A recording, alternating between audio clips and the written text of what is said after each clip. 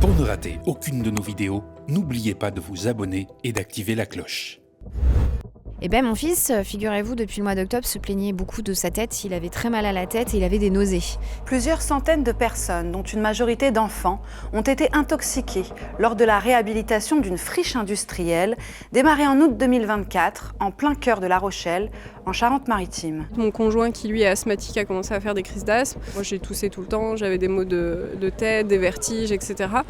Et nos enfants avaient mal au ventre. Alors qu'un grand projet immobilier porté par le groupe Vinci, prévu en 2027, est déjà commercialisé, des suspicions d'une dépollution au rabais planent.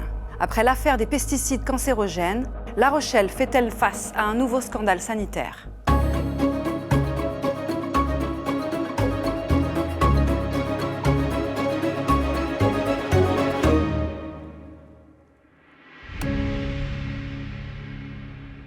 Tout commence le 19 août 2024 dans le quartier Notre-Dame, au nord-est de la ville.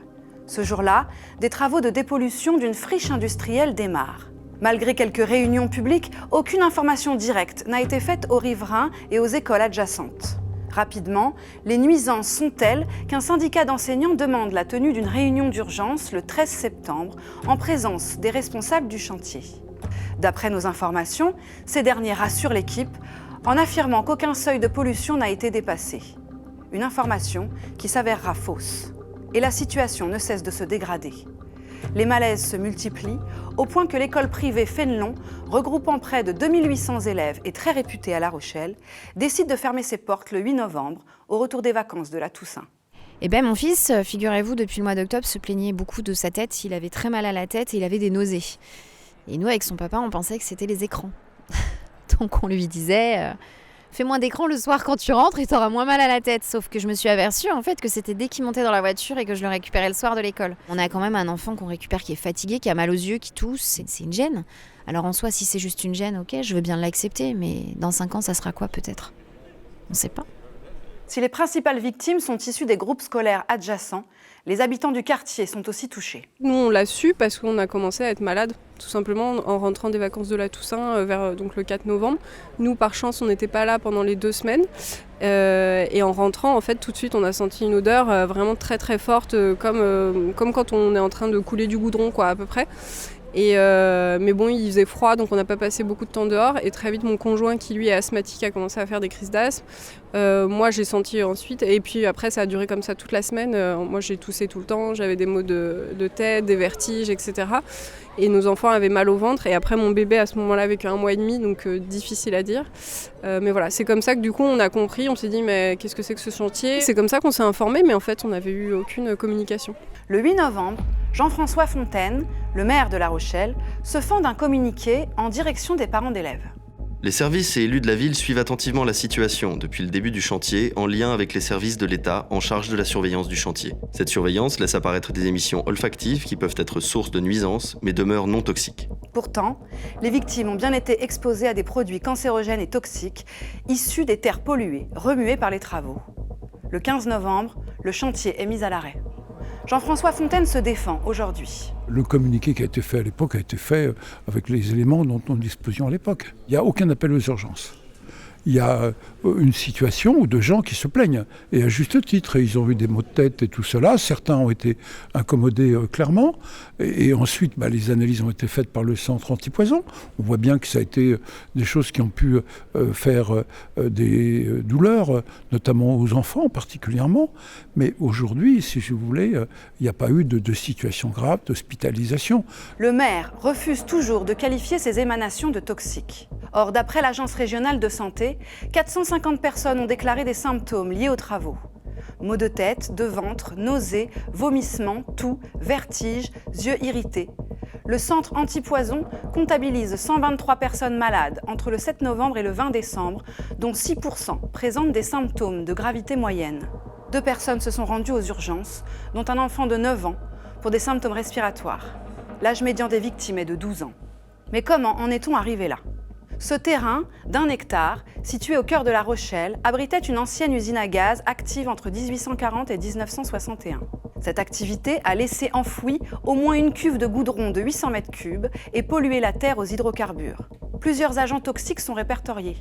le naphthalène, mais aussi ce qu'on appelle les BTEX, des composés organiques volatiles particulièrement nocifs, composés du benzène, connu pour provoquer des leucémies, mais aussi du toluène, de l'éthylbenzène et du xylène, des irritants neurotoxiques dont l'inhalation peut générer des effets neurologiques et des complications pulmonaires.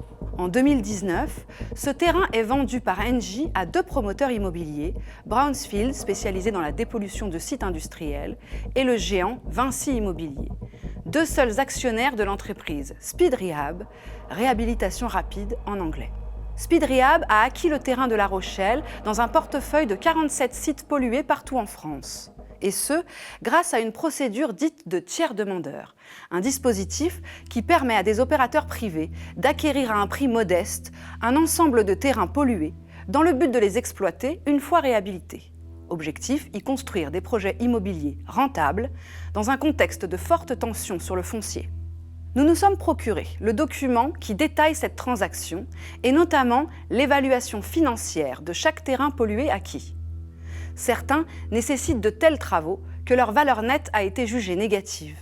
Par exemple, un terrain à Angoulême, en Charente, a été évalué à 230 000 €. Mais les travaux nécessaires à sa dépollution sont estimés à près de 800 000 €. La valeur nette du terrain est établie à moins 500 000 €. Le terrain de La Rochelle a la valeur la plus élevée du lot, 5,6 millions d'euros, duquel il faut enlever un coût de réhabilitation et de désamiantage estimé à 2,3 millions d'euros. Mais plus ce coût réel de dépollution baisse, plus la transaction est bénéfique. C'est dire l'importance du prix de la dépollution sur cette mécanique. Alors, a-t-elle été dévaluée pour augmenter la rentabilité du projet? Le projet immobilier imaginé pour ce terrain a changé au fil des années. Au début, Vinci souhaitait construire une résidence senior et des logements étudiants, livrables en 2025.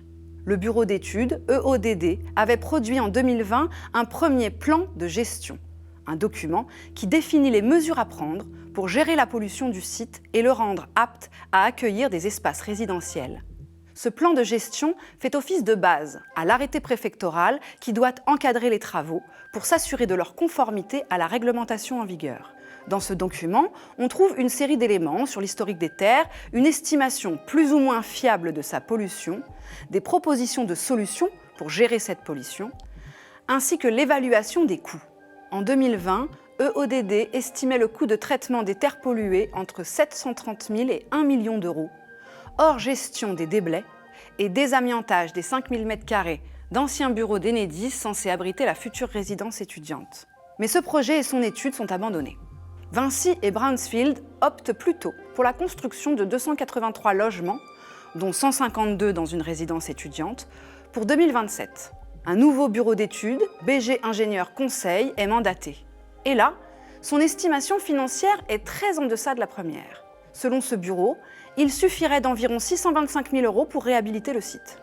Alors que EODD prévoyait environ 4 800 tonnes de terre à traiter, BG n'en comptabilise que 2 000 tonnes. Nous avons questionné Benoît Maréchal, le superviseur de ce plan de gestion pour BG Ingénieur.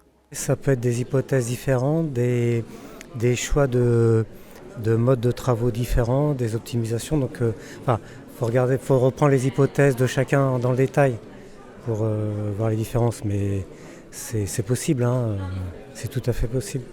Est-ce qu'il y aurait eu une évaluation à la baisse pour arranger un petit peu Speed Rehab et abaisser les coûts de dépollution? C'est pas le fonctionnement. Le but du plan de gestion, il a pour but d'arriver à une situation qui est compatible pour un usage prévu. Donc on définit toutes les dispositions qui permettent d'y arriver. Ce qui est clair, c'est qu'il y a beaucoup d'investigations complémentaires qui ont été réalisées. Ça permet de mieux cerner les pollutions. Dans son arrêté de mai 2024, la préfecture note que l'actualisation du plan de gestion a permis de mieux dimensionner les zones de pollution concentrées et d'optimiser les volumes de terre devant faire l'objet d'une gestion. Mais cette logique d'optimisation a-t-elle participé à sous-évaluer la pollution présente et les mesures de protection de la population? Aucun des deux rapports ne chiffre de coûts pour assurer la sécurité des riverains. Sur cet aspect, l'arrêté préfectoral du 2 mai 2024 est lui aussi vide. Dans l'étude de BG Conseil, odeurs et poussières sont censées être maîtrisées par de la brumisation, des produits captants et désodorisants, la limitation de la surface des excavations et le bâchage. Or, nous nous sommes rendus à plusieurs reprises sur le chantier, tout début novembre, et aucune bâche n'avait été posée. Les premières apparaissent le 13 novembre, 2 jours avant l'arrêt des travaux. Pour suivre les émanations toxiques, le bureau d'études propose dans son rapport, je cite, « des mesures d'ambiance de travail », soit uniquement liées à la protection des ouvriers. Une balise avec une alarme sonore et lumineuse qui alerte les ouvriers sur le dépassement momentané de certains seuils, dangereux pour eux. Des capteurs passifs, dits radiello, qui analysent chaque substance de bétex et de naphtalène, relâchés dans l'air, mais donnent une moyenne lissée sur 7 jours. Ils ne peuvent pas montrer de pic d'exposition.